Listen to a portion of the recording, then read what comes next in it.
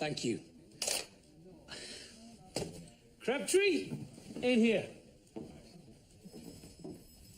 Sirs? Pack up your desk. Excuse me? And buy a suit. Davis at station house number 3 wants you as his detective. You start in 2 weeks. Sir, truly? Detective Crabtree. Congratulations. Detective Crabtree, I like the sound of that. No time to celebrate. We've got to get to the polls. Margaret's waiting. Oh, sir, I already voted in the advance polls in case I was detained on the investigation.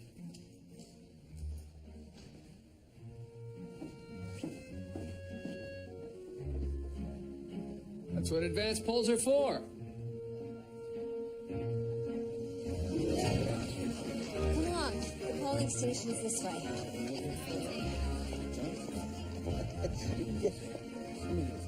Good day, Dr. Nesbitt, Mr. Martyr. Dr. Ogden, whatever are you ladies doing here? The same as you, gentlemen. Not quite the same thing. We are here to cast our own votes, after all. I hear it to be a tight race today. Yes, between Mr. Martyr and I. May the best man win.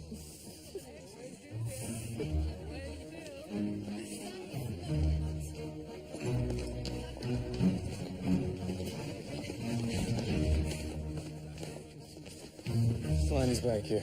Why wait in line where you can be first in? They'll get their turn soon enough. Voting is open.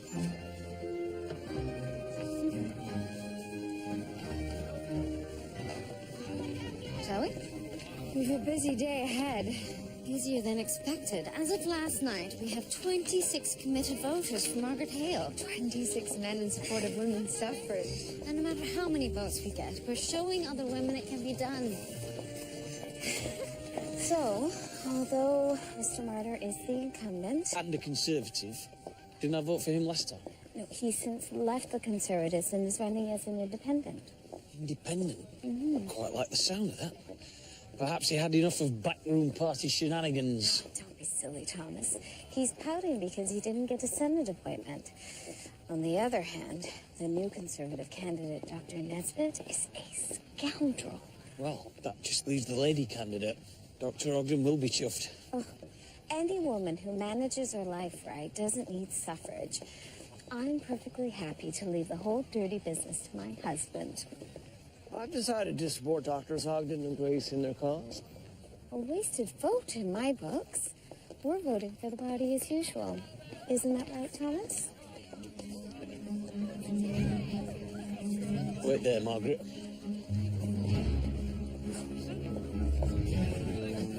Excuse me. Front of constabulary.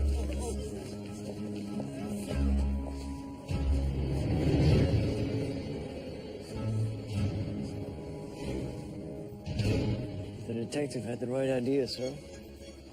Voting will have to wait.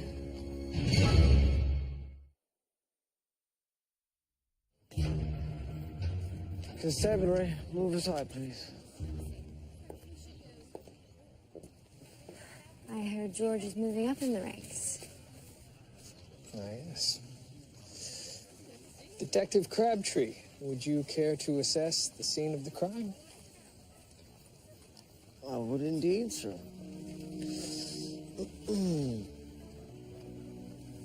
How very odd. Yes, it appears our victim is wearing a fake mustache. Dr. Ogden and I saw 2 men entering the polling station wearing red ties. I can't be sure of his face, but I remember the tie. He's still warm, despite the morning chill. Could very well be one of the men you saw. He was strangled, it would seem, and with no small amount of force. His name is Plantagenet McCarthy. Right then, Detective, how do you think the investigation should proceed from here?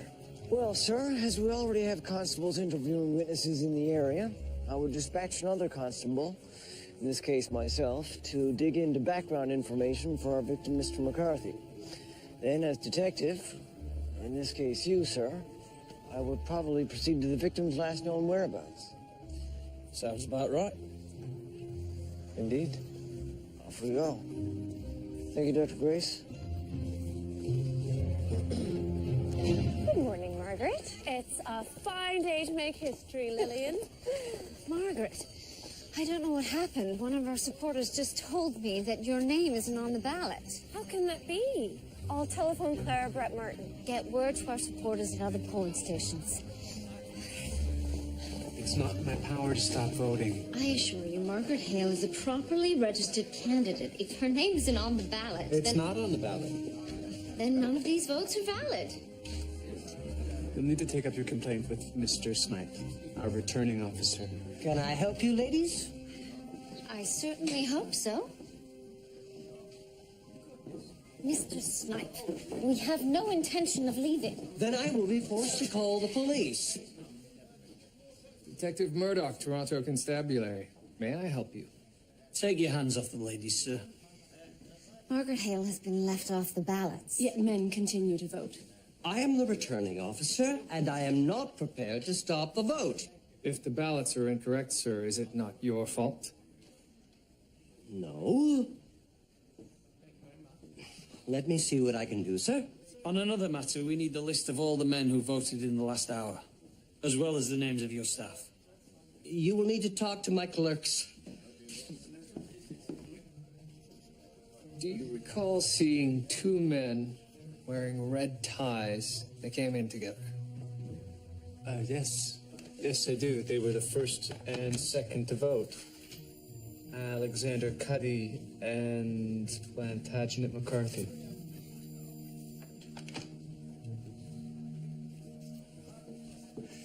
Will that be all, sir? Yes. Thank you.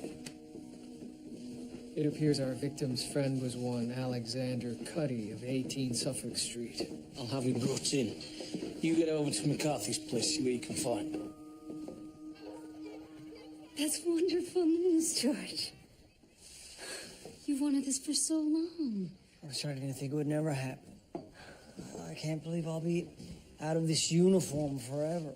I mean, can you imagine me going off to work in a nice dapper suit? And just think of it, I mean, you'll be the one solving the crimes and catching the murderers and making sure families see justice.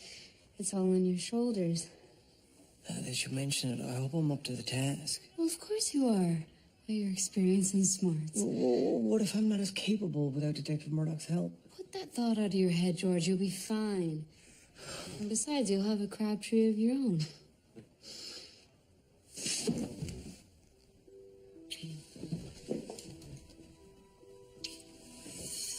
Edna, I have to get back. Well, meet me for lunch. I'll take you out to celebrate. I'd love that.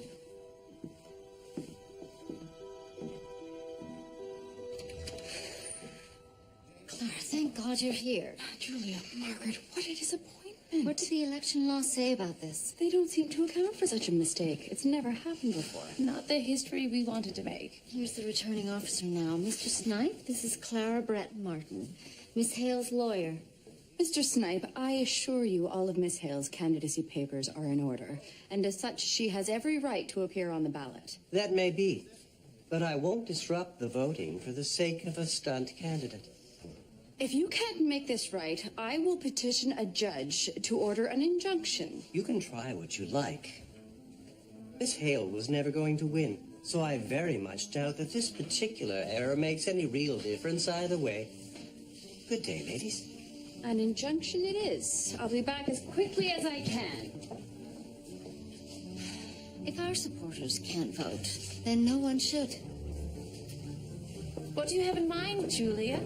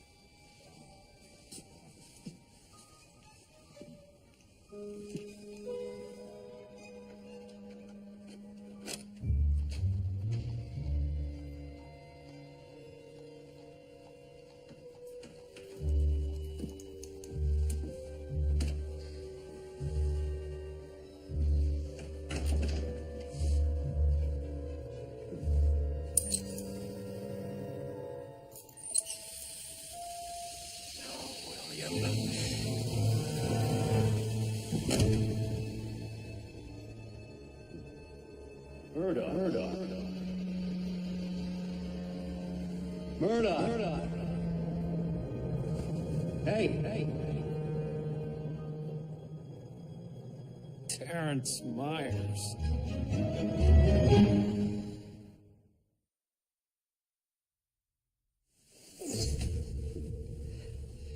What are you doing here, Myers? The much more compelling question is, what are you doing here, Murdoch? I'm investigating the death of one Plantagenet McCarthy. Plantagenet McCarthy is dead? Yes, we found his body this morning. This was on his person. What kind of gas was that? It's harmless. Or so I've been told.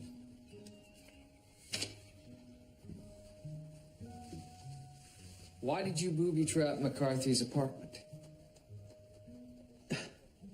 Murdoch, McCarthy was a spy, one of my operatives on a very important mission. Of course he was. You want to see the body? He was strangled with a cord about 1/4 inch in diameter. I believe the killer used a sisal twine dyed green. I retrieved fibers from the wound. You can take a look. Where would I find his personal effects, Doctor? Right over there. Detective, if that would be all? Yes, thank you. What's this, Murdoch? He was wearing a false mustache. Huh. Bit of spycraft. This is an unfortunate turn of events. I personally recruited McCarthy out of McGill University. Trained him myself. Perhaps that would explain his fate. I need you to help me find his killer. Ah, yes. And I imagine it's a matter of National security.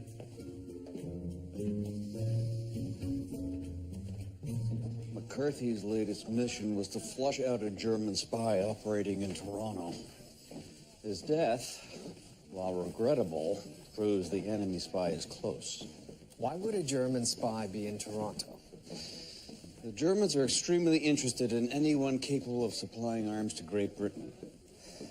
So your spy tasked with monitoring international movement of munitions found time to vote in our election this morning. Spies fulfill their civic duties as well as everyone else. We're going to need a list of everyone that was at that polling station when McCarthy was there. Already done. Excellent. I'm glad you've taken my advice on intelligence gathering seriously, Murdoch.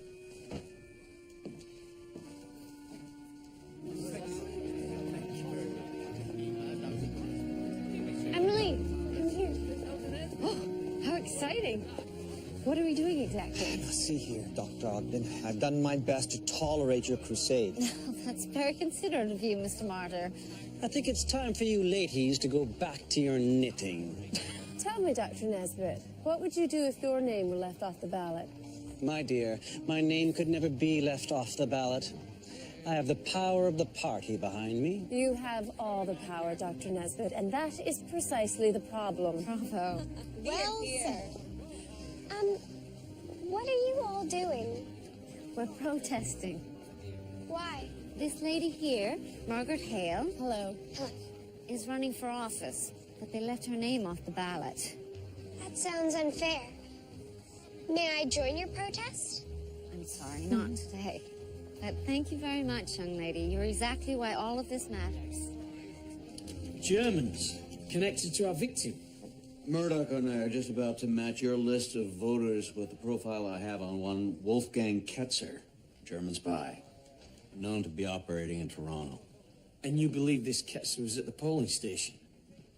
Care to share why? Well, because my man McCarthy is dead, obviously killed by this conniving Hun. You don't know that. For all we know, Alexander Cuddy could be our man.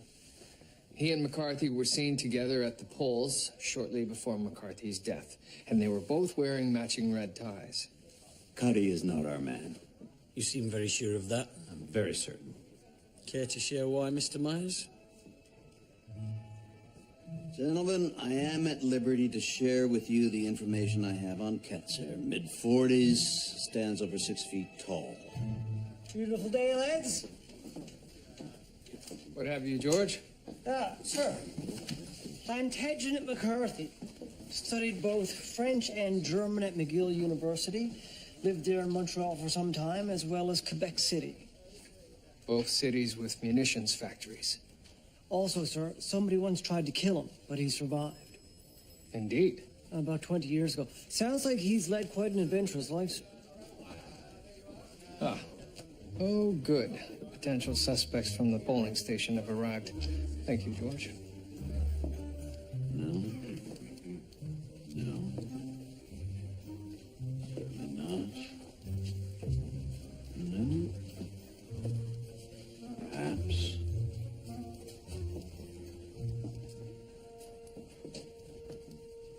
This one.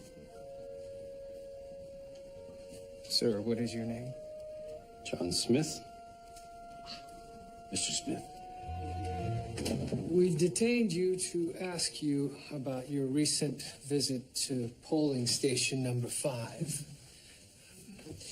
Did you speak to any other voters there? Good morning. Nice day for it, that sort of thing. I voted and left. Und dann? Sind Sie danach zu Ihrer kleinen Frau nach Hause gegangen? Nein, ich besuchte meine kranke Freund im Krankenhaus. John Smith is not your real name, is it? No, it's Johannes Schmidt. But Canadians can't pronounce that, so I changed it. Murdoch, I will be taking this man into the custody of the Canadian government. We apparently have some catching up to do, don't we, Schmidt? All right. Mr. Schmidt, may I see your hands? Thank you. Considering the weapon and the force required to strangle someone, I would expect to see some marks on the killer's hands. Any spy worth his salt would wear gloves when executing a man. Any spy worth his salt wouldn't speak German and expose himself. He exposed himself precisely to hide himself. Some things you have yet to learn, Inspector. That poor bug is neither a killer nor a spy. I agree. So let's find the real one. I hope you weren't expecting something fancier. And it's perfect. Nothing could be more perfect in this moment right now. And on a detective salary, I'll be able to afford fancier places. Fancier hot dogs. Or the fanciest hot dog. But I could afford to buy a house. I could afford to get married. Is that meant to be a proposal, George? Well, it wouldn't be...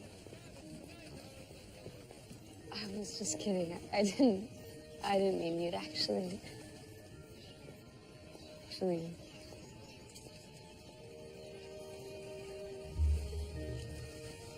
Oh? Edna. Will you do me the honor of becoming my wife? Yes. Yes, I will.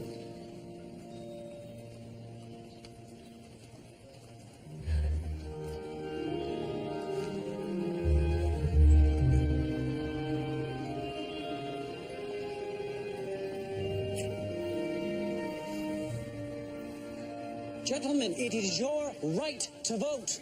Do not let those who do not share that right deprive you of yours. Sir, you will not pass. This is exactly the farcical nonsense that we would expect from women in politics. If our legitimate voters can't be counted, the results from this entire riding will be invalid. Our point precisely. We're as eager to find a solution as you are. In the meantime, if you continue to incite this crowd, the consequences will be on your hands. Move aside. Stand back, sir. I want to move on. Didn't I see you this morning? You've already voted. Constable, this man is attempting to vote illegally. Almost done, Emily. Red tie. Constable, take this man to Detective Murdoch immediately. Alexander Cuddy, Matin Rapovsky, and Roger Gaskin. Which of these is your real name? Alexander Cuddy. Alexander Cuddy. Well then, Mr. Cuddy, you are a plugger. You assume the identities of legitimate registered voters. You cast their vote for the candidate of your choosing. You will be charged with fraud, and that may not be the extent of it. What do you mean? Where and when did you last see Plantagenet McCarthy? Who? Your friend, Plantagenet McCarthy.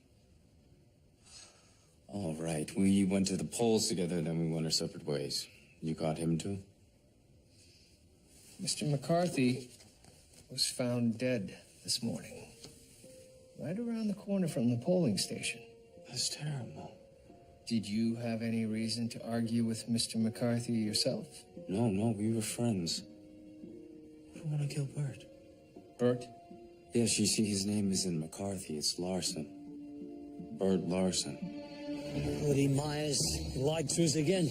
Should have expected as much.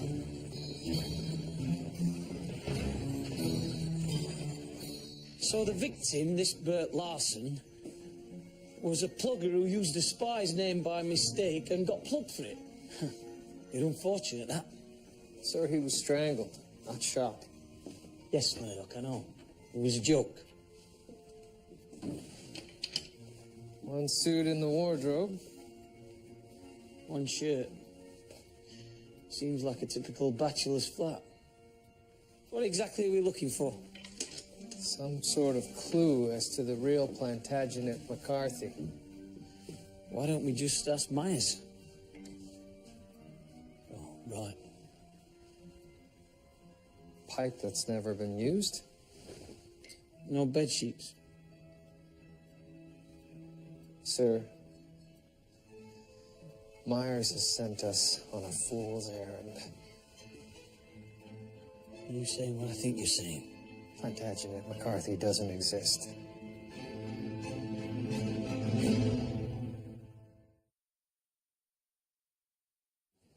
Stop the vote! Stop the vote! I have an injunction from Judge Gerald Ramsey. The vote is to be halted until new ballots are available. And these ballots must contain all candidates, specifically Miss Margaret Hale. Well done, Clara. Thank you. This polling station is closed, pending the arrival of the corrected ballots. In approximately 6 hours from now. No, gentlemen, please stay a moment longer. I'm certain we can reach some sort of arrangement. 6 hours? It is no small undertaking to print the number of ballots required. In 6 hours, the election will be all but over. Well, ladies, you have succeeded at your goal. You will have a clean vote at the expense of any vote at all. You knew the body in the morgue was not Plantagenet McCarthy. I spent my entire morning chasing shadows at your behest. I demand an explanation, Mr. Myers. Well, I never did say McCarthy was real. I just neglected to tell you he wasn't. All right, look. It was a simple means to an end. The German spy is real. McCarthy was created to flush him out. Clearly it worked. Were you not the least bit curious as to who had adopted your fake spy's persona? I was, until I saw the body. The red tie explained everything. You knew right away that he was a plugger. Why not tell me that instant? Because you would have wasted your time investigating him. Him has a name. Bert Larson. And you're right, Mr. Myers. I would have investigated him, which is what I intend to do now. They're nothing if not predictable, Murdoch. Look, take my word for it. You'll forgive me if I don't. Whoever killed your victim was in the polling station and heard him say the name McCarthy. This murder has nothing to do with Bert Larson, the plugger, and everything to do with Plantagenet McCarthy, the spy. And I have the killer in custody. You mean Schmidt? I mean Schmidt. And I suppose you have some proof of his guilt. The interrogation is far from over.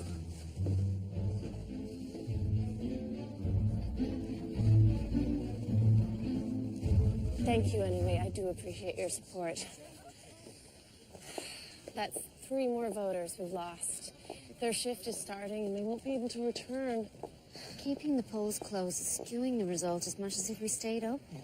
But a fair election won't be possible as long as Margaret's name is absent from the ballot. Why don't we write it in on every ballot until the new ones arrive? Of course. The injunction only stated that the candidates' names be on the ballot. It didn't specify how they come to be there. Surely Mr. Snipe can have no objection. So who among us has the best penmanship? George, how are you coming along on Bert Larson's background? Sir, I found nothing too out of the ordinary.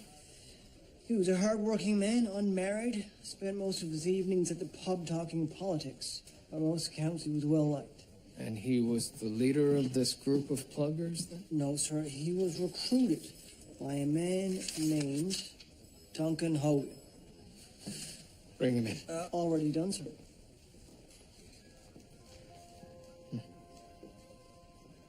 You know, soon you'll be asking a constable to do the same.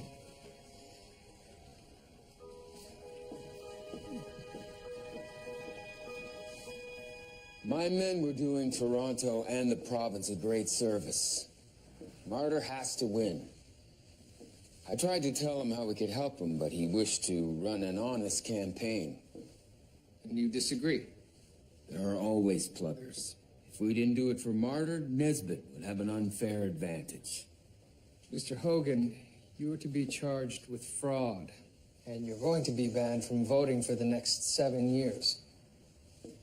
I'm prepared to sacrifice myself for the greater good. That's very noble. But I'm not interested in rhetoric. I'm interested in Bert Larson. Of course. Poor man. Do you know of anyone who may have harbored ill will toward him? He was well liked in general, though he did rub the Conservative Party the wrong way after Martyr left them. Especially Dr. Nesbitt. The Conservative candidate. Larson wrote him letters, hoping to persuade him to drop out of the race. What was Dr. Nesbitt's response? Nesbitt threatened to kill him. Julia, this gentleman heard me speak earlier and was moved to give us his vote. If we've changed even one man's mind, then we've already won.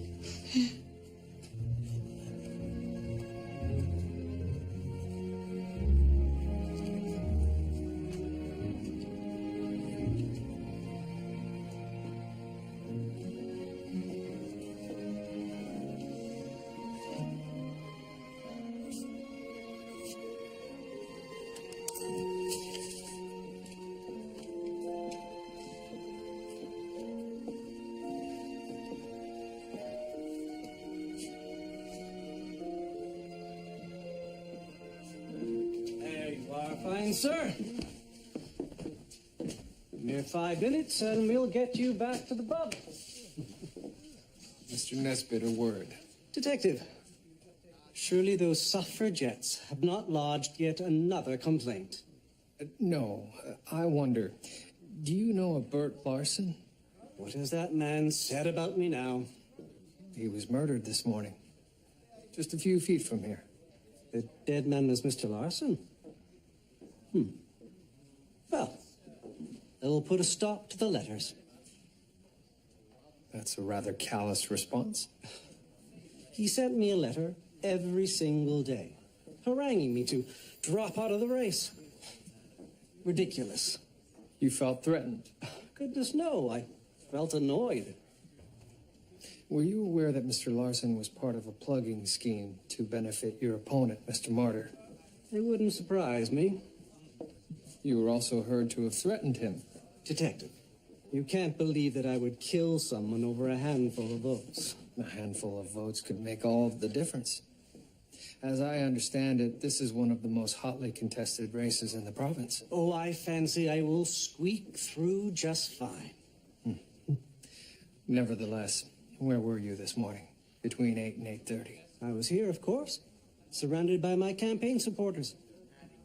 Ask your wife, Detective. I was speaking with her.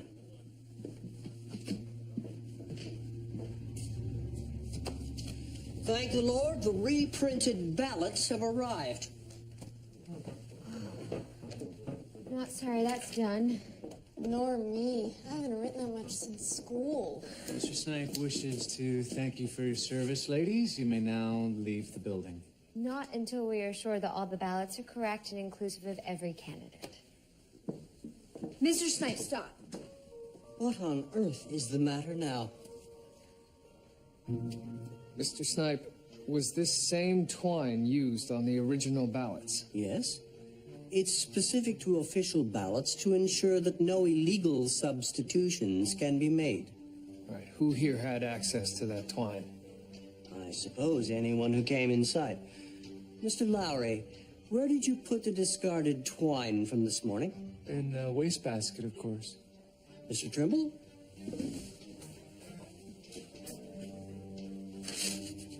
It's not here. Then the killer must have been inside this polling station. Right. Which would mean Mr. Myers was right after all.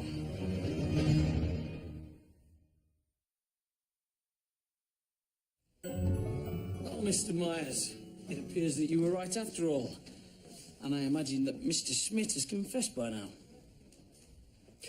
Schmidt is unfortunately just an ordinary citizen.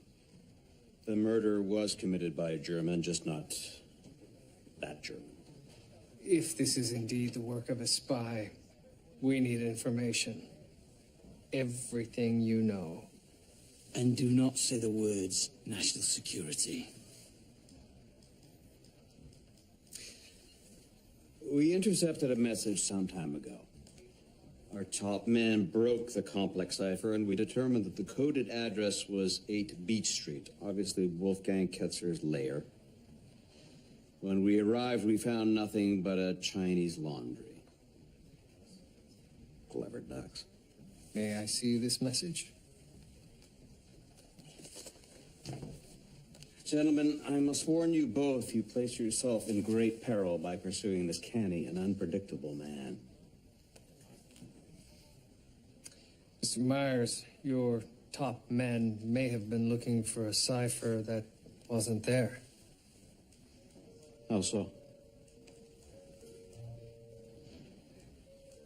52 Selby. Plain as day.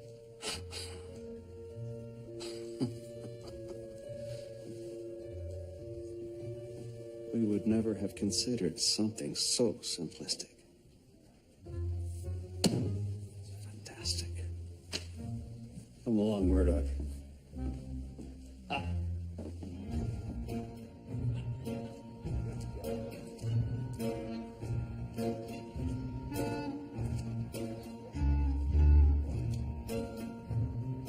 Follow my lead, Murdoch. It's my game you're playing in now.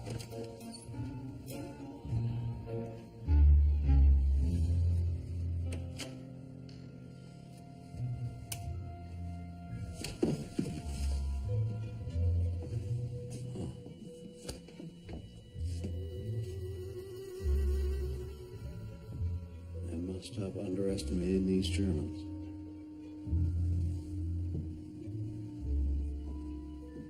And now, we wait.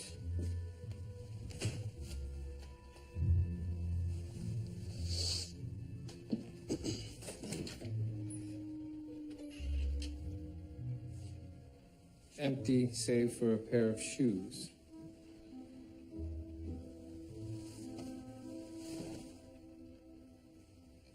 No bedsheet.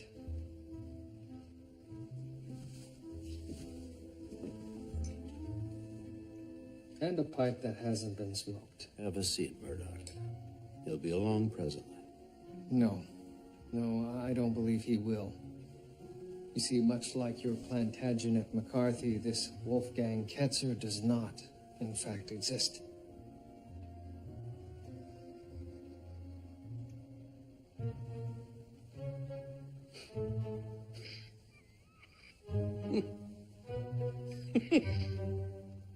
Impossible. Oh, this is too much. Of course he doesn't exist. I should have known.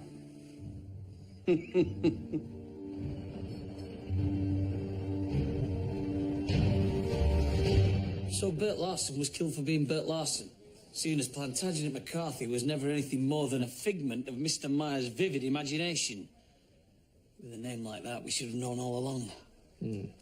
Oh, you flatter me, Inspector. Even I couldn't come up with such a name. Mr. Myers, do you mean to say that you based your fake spy on a real person? Of course. Well, it's standard procedure. We take a dead man, in this case McCarthy, we remove his death certificate from the record, and voila. Did this not strike you at any point as pertinent information? Of course not. The original McCarthy is wholly irrelevant to the capture of a German spy. But completely relevant to the murder of a man assuming his name. Yeah. Well, the nation thanks you for your service. As much as it pains me to say this, Mr. Myers, we now need you. Well, Murdoch if it were anyone else, but how can I say no to you?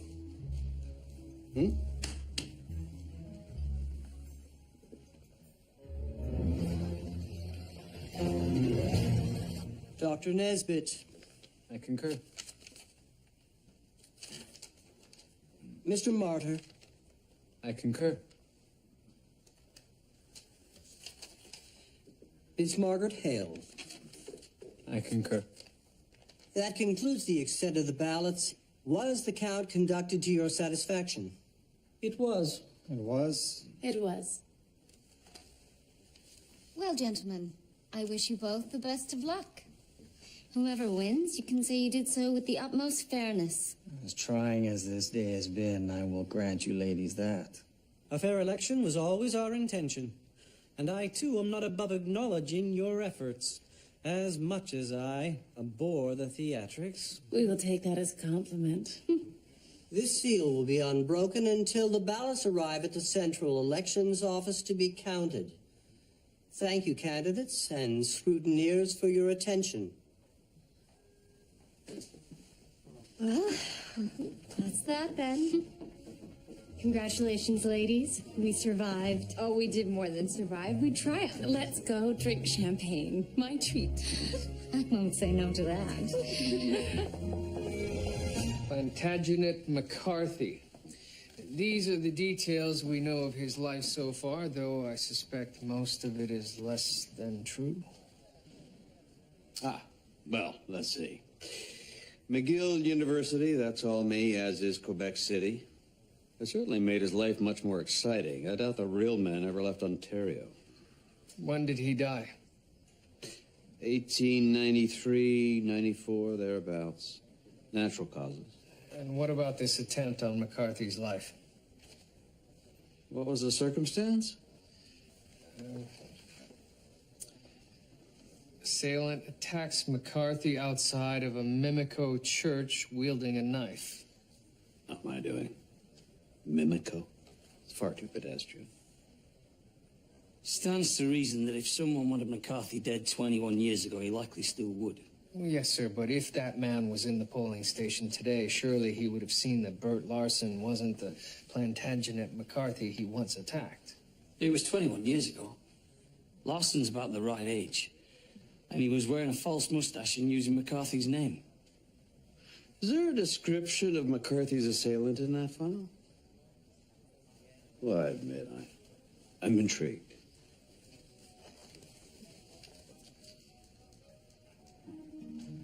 Witnesses describe a man in his 30s. Then he's in his 50s now. Who on our list of suspects from the polling station fits that age?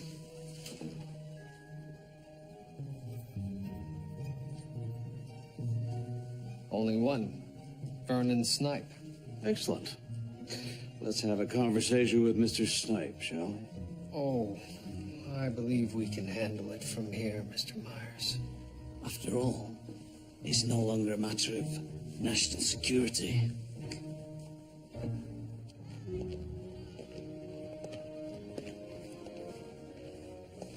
Gentlemen, I'm afraid the polls have long since closed. Vernon Snipe, you are to accompany us to the station house. Now? Yes, now. You're a suspect in a murder investigation. Gentlemen, please. I have a responsibility to deliver these ballots to the elections office. I can do that for you, Mr. Snipe. You heard the gentleman. Hand over the box and let's go.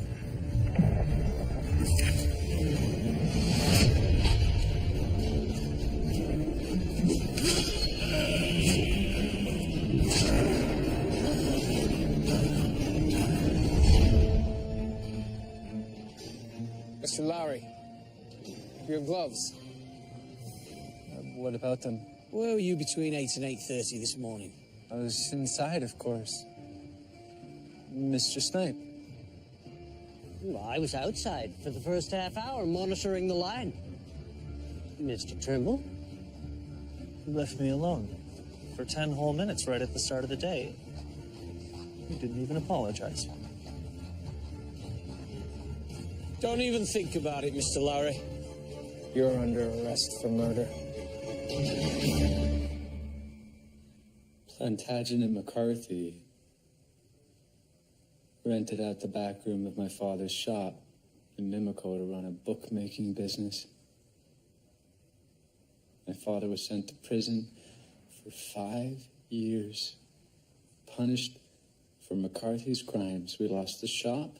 My family was disgraced. Your father attacked McCarthy in 1881. Yes. My father died soon after. You know, they said it was some illness he caught in prison, but I swear he died of shame. You were just a child. So, when a man roughly the right age presented himself as Plantagenet McCarthy at the polling station, you assumed him to be the man who ruined your father. Who else would have that wretched name? So you grabbed the twine, followed him outside, and you killed him. Just as I'd imagined doing many times before. Mr. Lowry, Plantagenet McCarthy died several years ago. The man you assumed to be him was a plugger named Bert Larson. He was innocent, much like your father.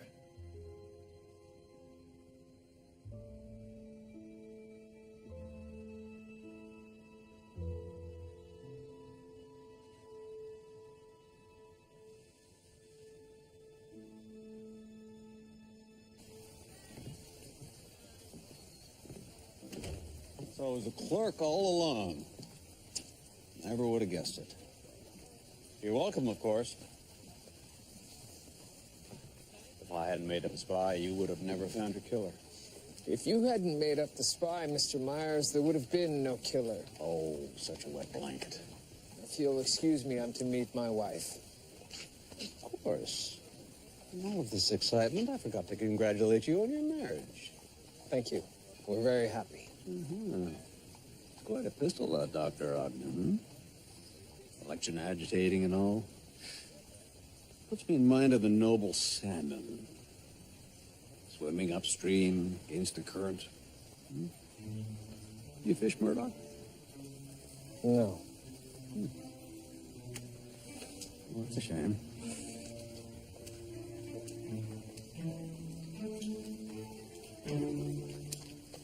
So you're marrying a copper then?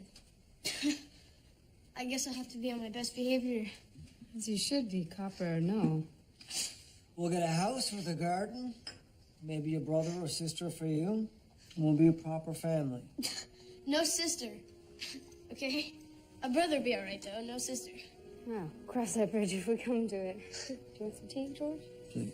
And, if you're not gonna finish your cake, Can I? Father?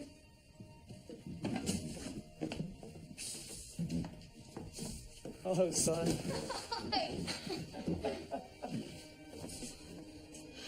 I thought you were dead. They said you were killed. They were wrong then, weren't they? You go take my bag into the bedroom. There's a good lad. Edna.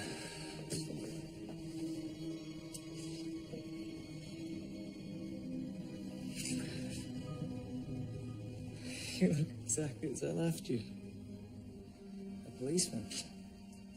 Has there been some trouble? No, not that I... This is Constable Crabtree. He's been a great help to us. Sergeant Archibald Brooks. Thank you, Constable. I think I can manage from here on in. Yes, of course.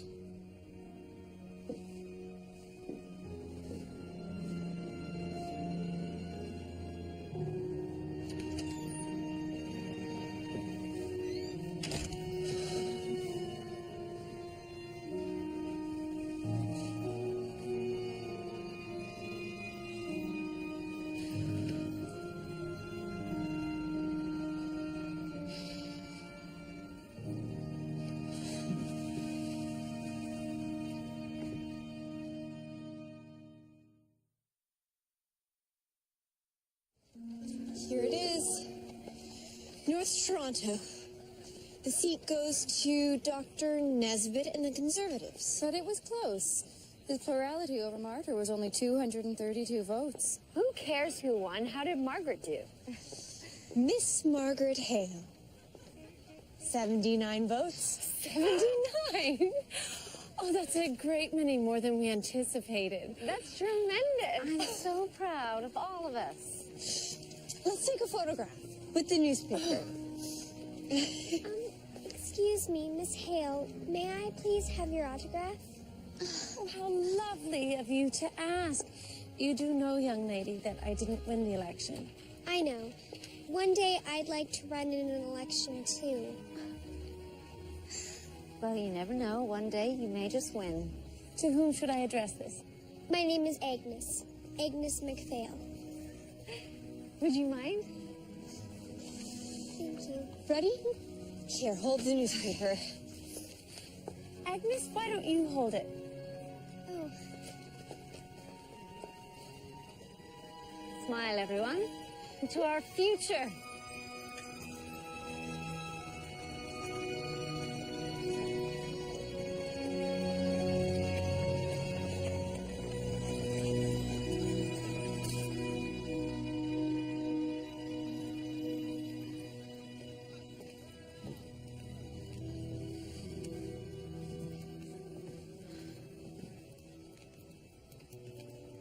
Thank you for meeting me, George. How, son? He's happy. His father's back. How are you? They told me he was dead, George. I mean, 1 minute I'm to be Mrs. George Crabtree, and the next minute I'm back to being Mrs. Archibald Brooks. I don't know what to do, George. It's the only thing you can do, Edna. Your husband's come back to you. Simon's father's returned to it. Your family's whole again. George. Edna, go back to your life and be happy.